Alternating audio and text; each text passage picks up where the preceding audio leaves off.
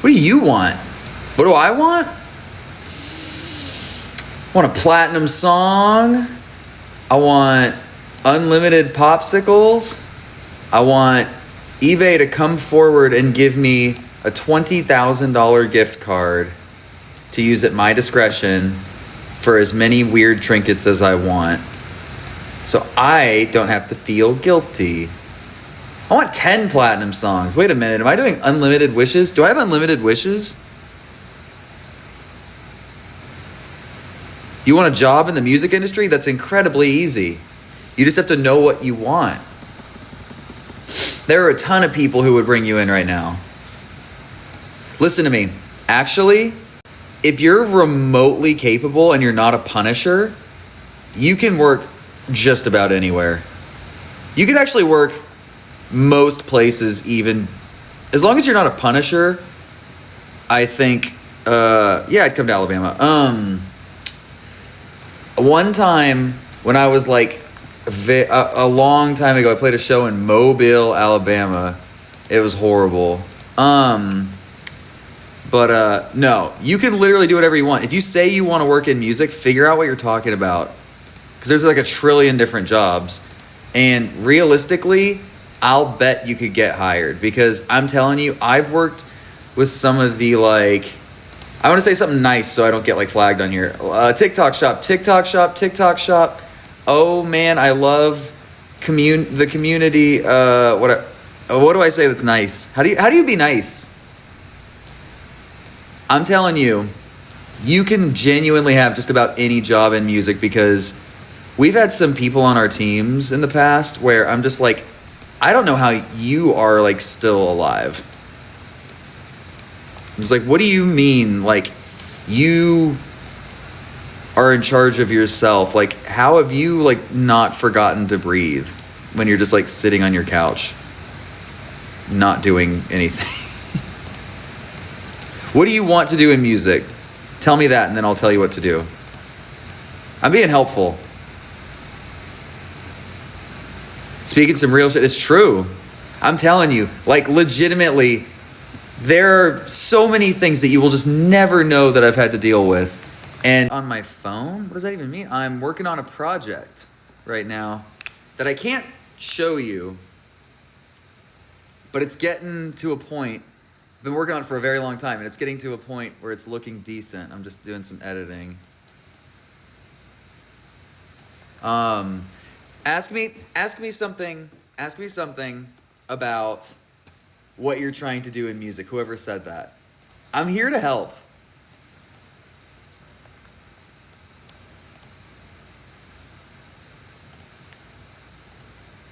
How does one be a tour manager? First off, you don't want to be a tour manager. Wait, actually, hang on. No, I'm not just going to say that. Why do you want to be a tour manager? Tell me that. Like, tell me what makes you want to, and then I'll tell you what to do. No, but why?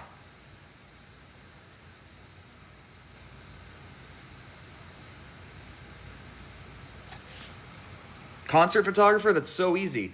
Just hit any of the venues, or hit any of the tour managers, or you can reach out to, find out who people's tour managers are.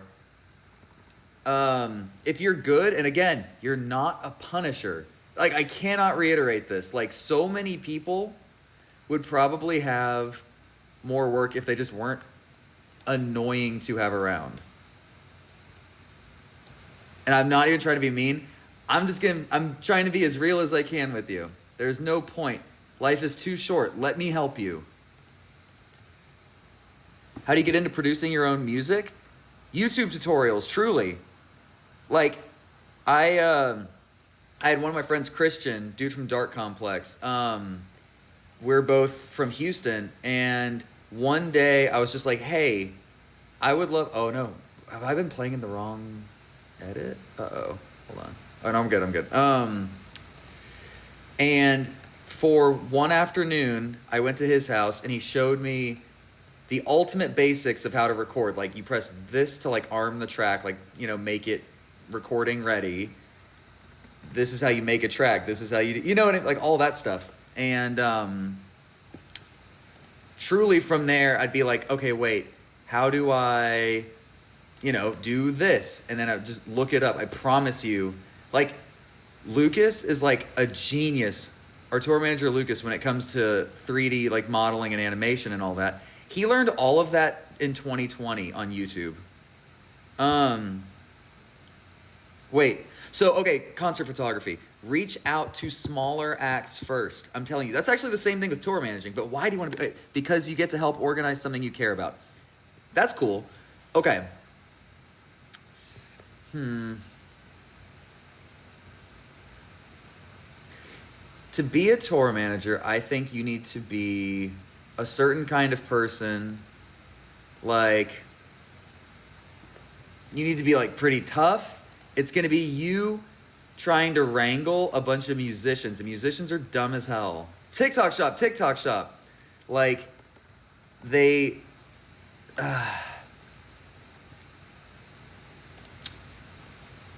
You know what? Let me actually try and be thoughtful about this. Hang on.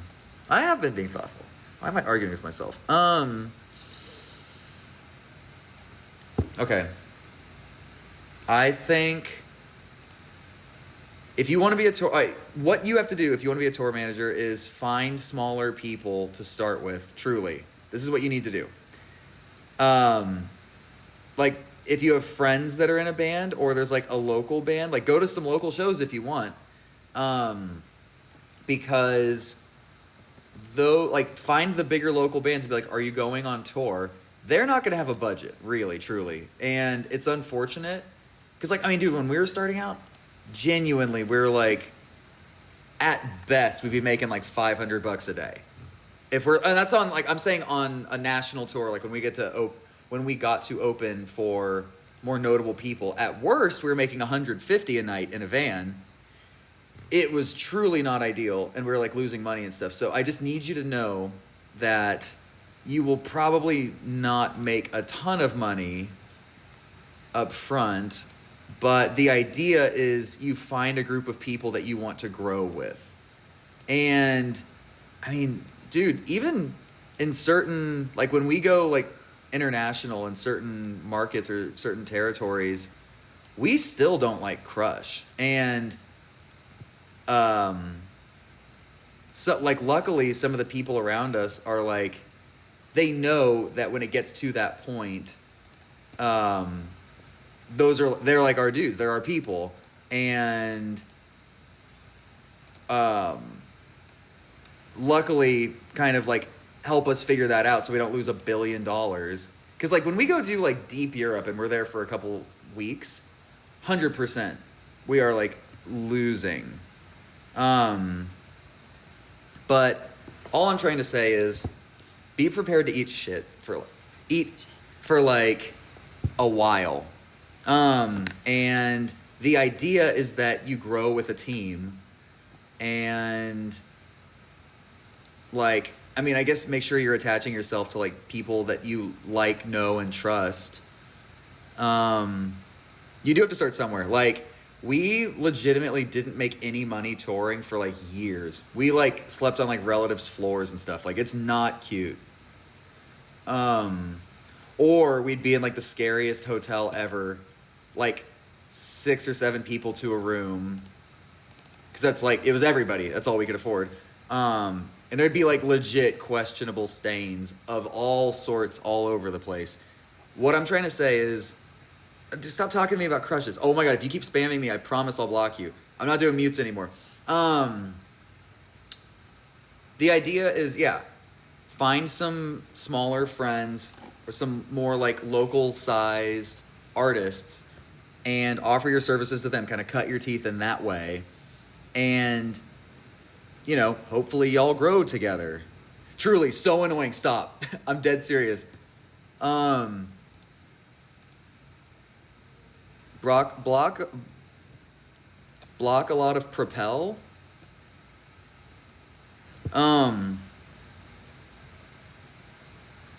Block everybody, just talk to myself.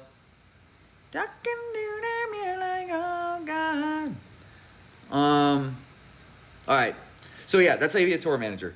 Find somebody who seems promising, seems like they want to tour. By the way, if you're an artist, don't tour too soon. It's like we had management and a label, and we're still losing money for like a long time. So don't tour too soon. Like especially now, like make some sick, like put your money, your very limited money that you have, unless you're a Nepo baby, in which case, bro, do whatever you want. Hang on. Decline. Spend your Nepo baby money on just like a trillion TikTok campaigns. It's working for people, right? I don't recommend record labels. I mean, dude, it's a very complicated question. Cause like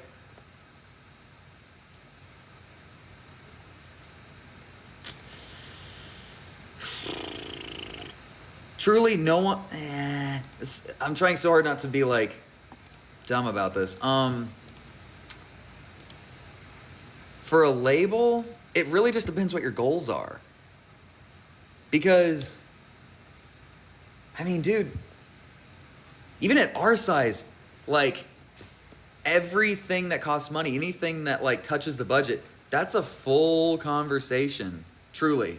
Like it never gets easier. And I realized that when I was watching an interview of Abel the weekend, talking about how he couldn't get a budget approved for like a Super Bowl thing. And what is who on about? Me? I'm saying real things. Lock in. If the Weeknd still gets told no for budget things, I don't think that it ever gets better. I'm giving knowledge. This is real knowledge. This is not rambling. And you're not cute for not being able to grasp on, latch on, lock in. Do you get a piercing? I don't know. What was I saying? Labels. It depends what your goals are. Because the reason that... Ooh, here we go. I found something that was off center. The reason that we still have a label is because, one, you still need certain people on your team to like make certain things happen. And without a label, that's got to come out of pocket. And that can add up very, very, very quickly. And so, while sometimes it's not great, you also have to have faith that whoever the person is at the label is smart and good. I'm not boycotting Canada. It has nothing to do with the label budget. The label does not give us tour support. How about that? Most labels don't. I mean, some do. It's so nice when they do. I just need to have a better self-esteem and I'm locked in. Yeah, work on that.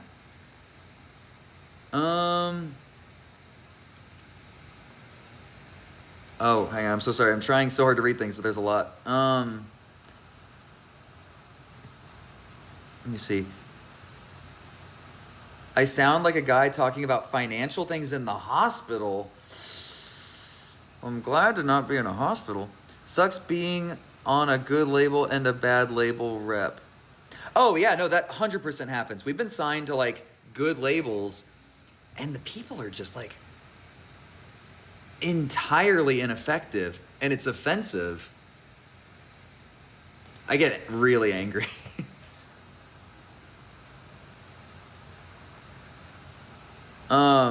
Yeah, no, truthfully, you could be on a smaller label and like, you know what? How about this? I'll be transparent about this.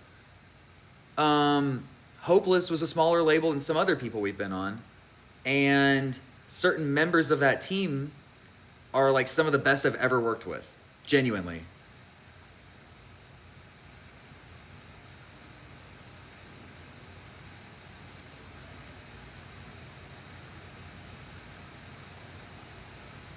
And there are certain things I can't talk about.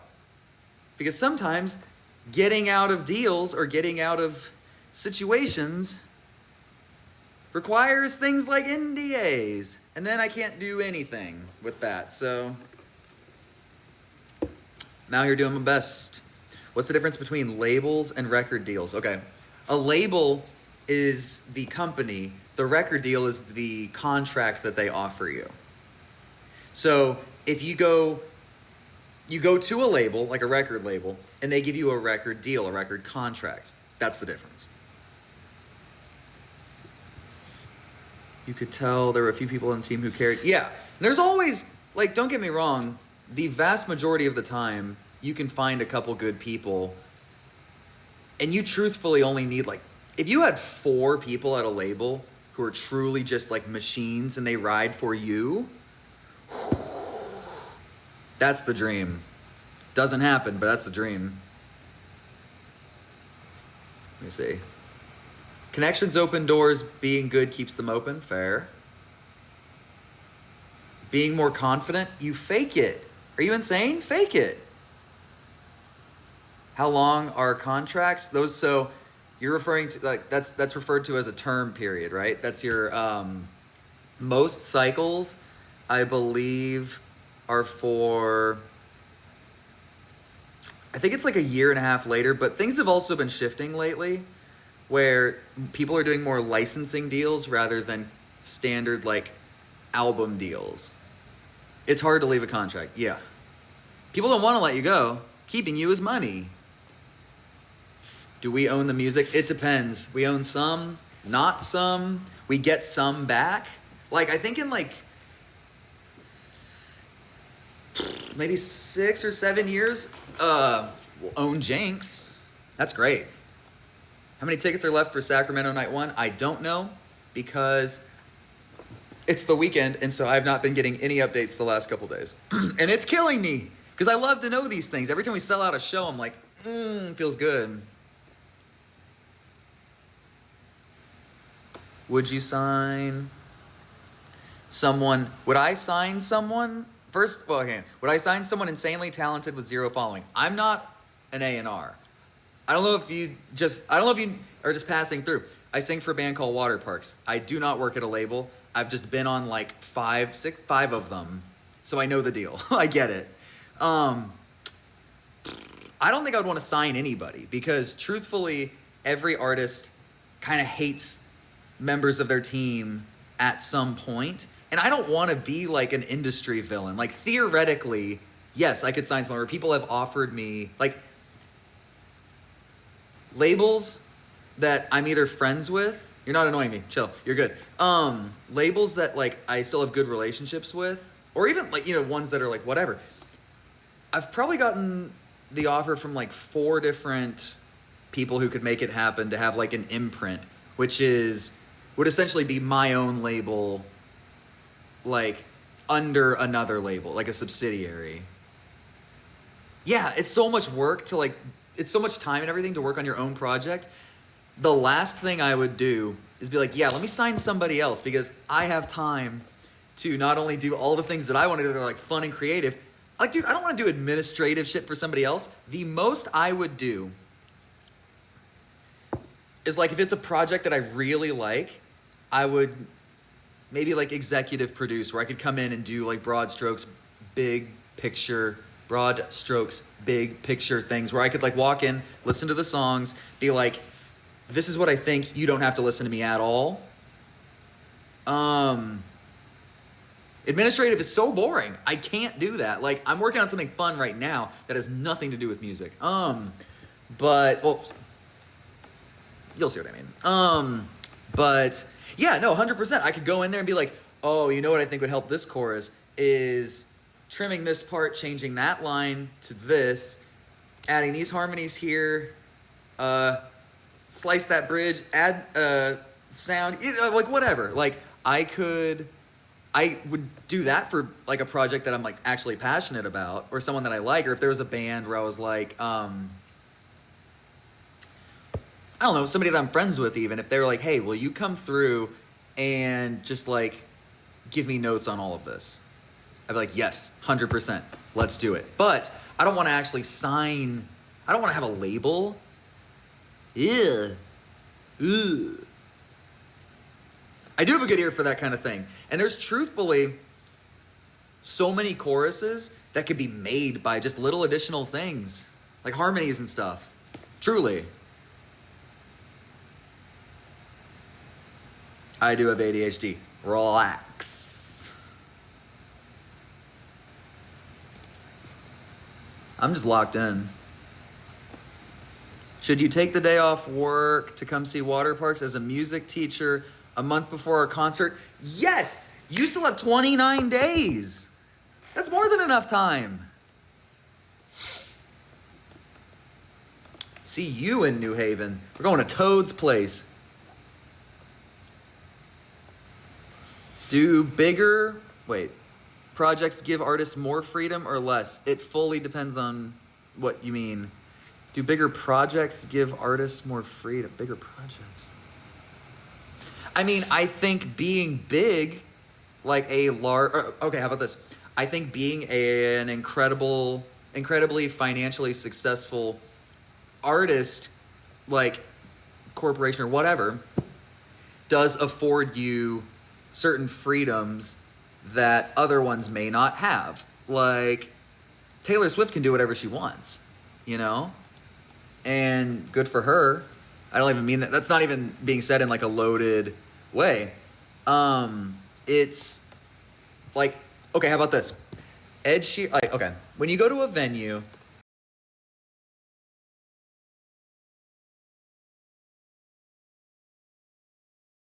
sometimes they want a percentage of, because not way more than we have to. Like, granted, you have to make money. You just do. Otherwise, it's not going to last, and then you don't get to have your favorite artist anymore, and blue. But when you go to a venue, a lot of times they want a merch cut. And that's something that, like, one way that we decide venues for certain cities is, I'm like, cool, what's the merch cut? And if it's between, like, a couple of them, and one of them's like, we want 15, and the other one's like, you know what? We want to compete with them. We'll do 5%.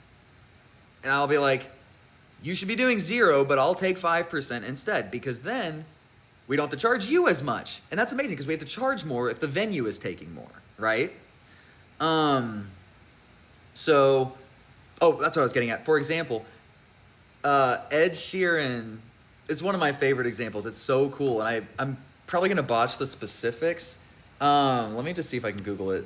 But, got percentage of... you know what? I'm not seeing it first thing, so I'm just going to, like, wing it.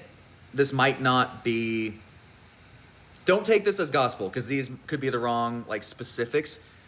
But the sentiment and everything still applies. So instead of... When he went to some venue, I think it was, like, O2 or whatever. Something massive. Like, I'm saying colossal, because this only works if you're this big. They were like, I think they wanted a merch percentage, and he was like, no... And I want, I think it was, or he was like, okay, but then I think it was like 15% of bar sales, like alcohol and everything that they're selling, that they wouldn't be selling if he didn't bring in all those people. It actually makes a whole lot of sense, but you're not supposed to say that part out loud. And they were like, no. And he's like, cool, then I'm not playing these shows. And they were like, please wait, come back. And he was like, now I think it was like 25% of the bar.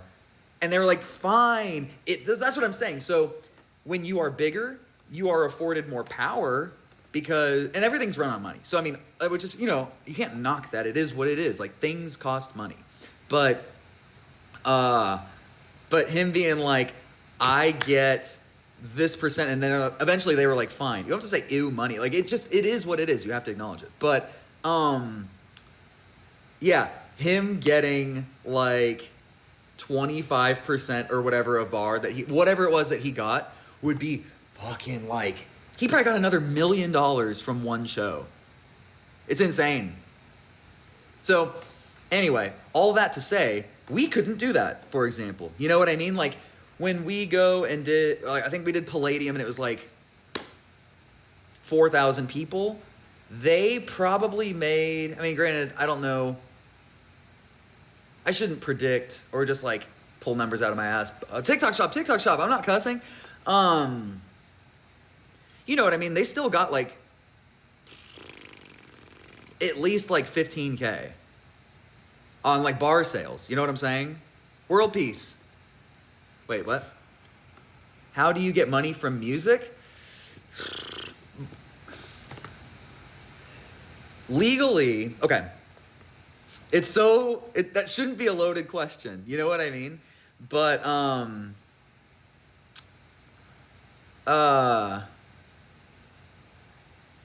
the way you make money on music,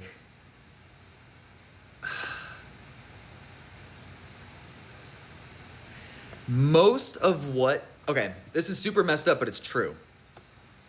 See, you said sell a lot of shirts. That's really it, but that's not the question though. Because they're asking how you make money on the music, and truthfully, what's not cool is, and like based on the principle, like I hate it, but you use your music to make money in other ways.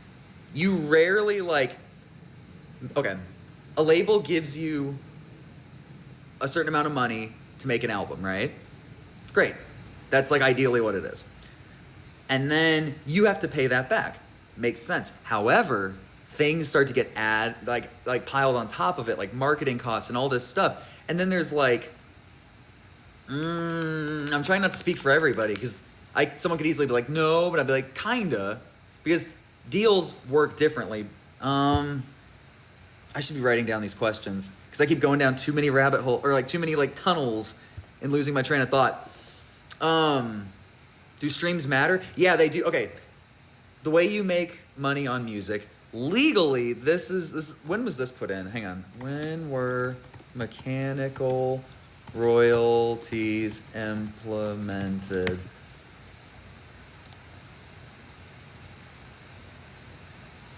Okay, 1909. That's actually way earlier than I thought. But the way it works is you have to get a micro percentage because most people weren't recouping their deals where if somebody gave them, $1 million to make an album and the album didn't make $1 million, the person was just making nothing, right? But mechanical royalties make it to where legally, if you're writing the songs, if you're a songwriter, you have to be making, you get a certain percentage. It's very tiny. I'm talking how much well, then it depends what percentage of the song you have. So I can't even really just Google, if someone streams a song, how much of a mechanical royalty does someone get? Because then it fully depends on how many writers there were and how many ways it's split. The artist ends up having to pay if they don't make the money back from the album, don't they? No. That's the thing. That's one of the only upsides to signing with a label is that they are taking on that risk. Do you see what I mean? So that's the only side, because if you were unsigned and you were I want to work with this great producer, but making this album is going to cost me $200,000, right? If you did that, and then obviously it's going to cost more than that because you're paying for travel or gas or whatever. A label's it's sort of like an LLC, but everything's sort of an LLC. A label is like a bank that theoretically has people with connections who will theoretically utilize said connections to benefit you and the album that you have kind of gone in on together. Now, do artists not make a lot from streams? No. Artists make a lot off touring. If you go to a tour, you are helping the artist. If you go to a meet and greet, you are helping an artist. If you buy merch, hell yeah, you're helping an artist. When we have CDs out there, we've already bought those from the label. With this label anyway, with BMG, we've actually, this is a first for us. I think they made about 15,000 copies, and we had to buy all those. So you getting those from us, incredibly helpful, because then it takes us out of the hole. Do you see? So physical sales are more useful to artists than streams? Yes. Yes. Now, things like monthly listeners, I didn't intend on getting on here and just being educational, but it's kind of good. If people care. But yeah, no. Things like having 10 million monthly listeners would be helpful, because then, people like your booking team can be like, when they're putting you up for things like festivals, who might not normally bring in an artist like you, they can be like, yeah, I know it's not your typical thing. However, they have 10 million monthly listeners. It's just like one of those things that's helpful in kind of getting you other opportunities. But truthfully, monthly listeners are like a vanity metric. Ruined your mood? I'm not trying to ruin your mood. Wait, I'm trying to see a question. Who gets the money if you don't have a record deal or something? Theoretically, the entity of your act. Like if we're unsigned, oh, right. Okay, so there's different kinds of royalties. Mechanical royalty goes to the writers. So like if it was me and one other person, I would have 50% mechanical royalty of that. Then there's another part of that that's like a fraction. You got to like think of it in like terms of percentage. There's like when something is bought or streamed, there's like so many different kinds because they get money on like the masters and stuff if they own that. But then like your entity also has to get like a small percentage. So like Waterparks LLC gets something. I get something by being a writer. You see what I mean? And then whoever's currently the master holder gets a majority. What happens with features? It's a case-by-case thing. Like anytime I've done a feature for somebody, it's just been like a friend. And I'm like, I'm not going to charge you anything. I'll just take like whatever percentage you're comfortable with. You know, like, so if they're like, yeah, there's 5 writers on the song. Is it okay if we give you like 15 or 20%? I'm like, yeah, whatever you want. I've never in my life pushed back on that because I'm just, it's, you know what I mean? You never want to be like weird to a friend. But sometimes features, like if they're bigger, like when labels are setting something up with like larger artists, they will also want like money up front, like a lump sum up front. Does that make sense? Do you prefer being signed to a label or being unsigned? It's too broad of a question, like, because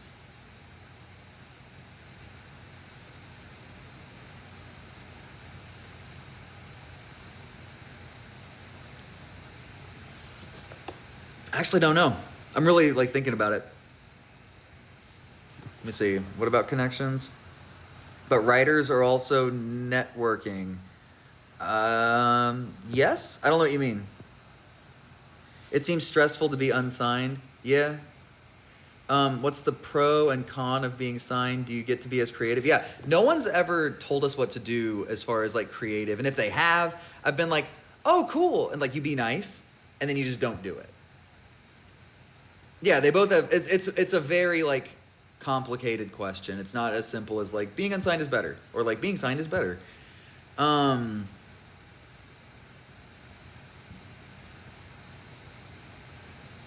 Would I ever want my own label? I just don't think so because then I'm like, why wouldn't I just be unsigned? Okay, so here, how about this? Let me tell you this. What you do when you're unsigned, if you still want to perform at a high level. When I say perform, I mean like obtain certain results. You have to hire a team, kind of a la carte, meaning like you might want like a social media type person or like at least like a digital person on your team who can like help make things or come up with things or whatever. You need a playlist person. You need like maybe a radio person if you want like to try for that, even though that's a whole other thing. You probably don't have an A&R. It's probably your manager if you trust them like that. But what I'm saying is you have to hire a lot of people on your own. And then that's a bigger part of the risk because like I said, if somebody flops on a label, you don't have to pay that back.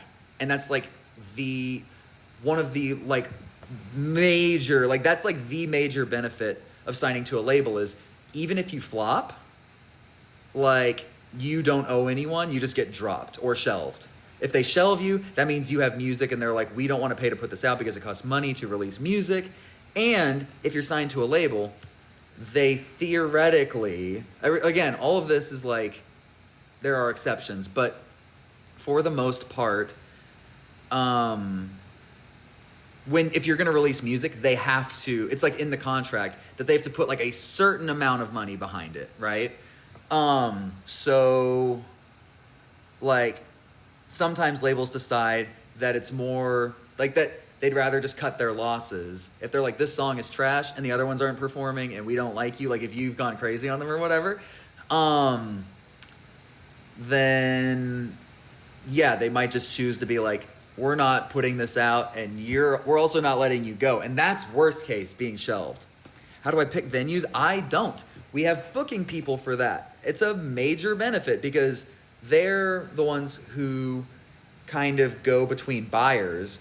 And that's like what I was talking about earlier, where if somebody's like, oh wow, this venue costs like, okay,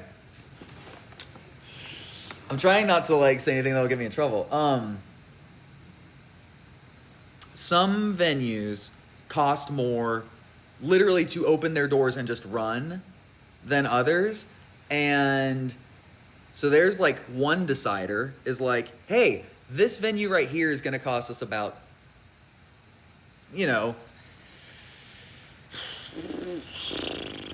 like $8,000 for them to open their doors and bring their employees in and run everything and do electricity and blah, blah, blah, blah, blah, all the stuff. And then another competing venue in that same city might cost us like $22K. It's so expensive. And sometimes those people actually want a higher percentage of merch. And you're just like, dude, hell no. And so when people sometimes are like, why are they playing this venue? I'm like, because it will cost us so much money to do it there. And they're going to take a bunch of our merch. Oh my God, no thank you. We can't afford that because we don't want to have to gouge people at like the merch table. You see what I mean? Like there's always a give. It's like an invisible give and take that I don't necessarily, it's also like artists probably shouldn't do that. Like what I'm doing right now is like a little bit messy. You're theoretically not supposed to talk about that. But yeah, that is like a decider in like, oh my God, there's so many questions. Did BMG pay, Butch Walker is not involved in our album. What? I'm not always messy. Oh my God, finally it stopped. Hang on. What's better for artists listen on, like financially who pays the most? I think between Spotify, Apple, and YouTube, I believe Apple pays the most. Let me see. What streaming platform? I kind of like don't pay attention to too much of this stuff because it fluctuates, but also just got other things to think about. What streaming platform pays artists the most? I think it's Tidal, isn't it? Yeah, Tidal is the most, then Apple. And then Deezer, and then Amazon, and then Spotify, and then YouTube. It also depends on what kind of account you have, I think. Like, if someone listens on Spotify without an account, I think it's less.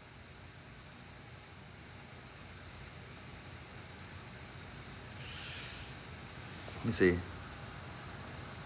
We're going to have different, we are going to have different openers. I think there's legit like 4 people I want to bring out right now. We've talked to 2 of them. We're going to do the rest. It's just we're figuring out like who we want to have in what regions. You know what I mean? Favorite cereal? Waffle Crisp is the all-timer. This is not industry. Waffle Crisp is number 1, but Fruity Pebbles with marshmallows and Fruit Loops with marshmallows. Oh my God. Honorable mention to Reese's Puffs. I love Dwayne. Dolby Atmos for Jinx? Yeah, I don't see why not. Here, I'll add it to the list. Ask about this stuff / to-do list. Making a new one. Dolby Atmos Jinx. There's so many layers and details on this album, truly. By the way, if you're just passing through, sing for a band called Waterparks. It's pretty good. Despite what the people in the comments may say. We just put out an album called Jinx. It's great. We announced the No Barricade Tour, a tour with mostly almost no barricade. It's beautiful. Half the dates are sold out. The vast majority of the others are getting this close. I get a ticket update tomorrow, and I'm very excited. Have I ever gotten in trouble with a manager? Oh my God, yes. There was one time I was on a phone call for like almost 2 hours with like a bunch of people, like top people at this one label, and everybody was saying something different. And toward the end of the call, and they were like fighting me on something.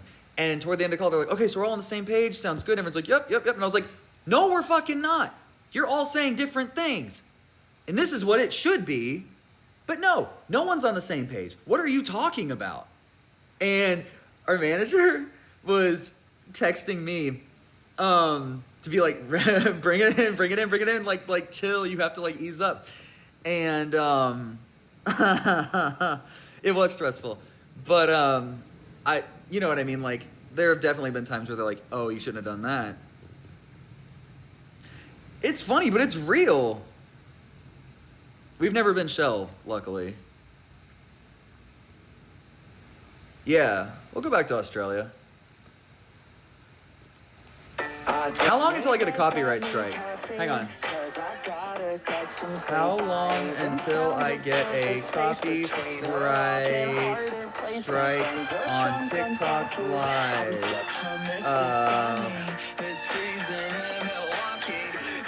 How long? Oh my God. Can we talk about the weather? You're from there? That's crazy. Well, did I mention that I've been crying lately? Hey, Alexa. Hi. Am I Ferdinand? Am I doing this right? Can I try again? Hey, what's your favorite band?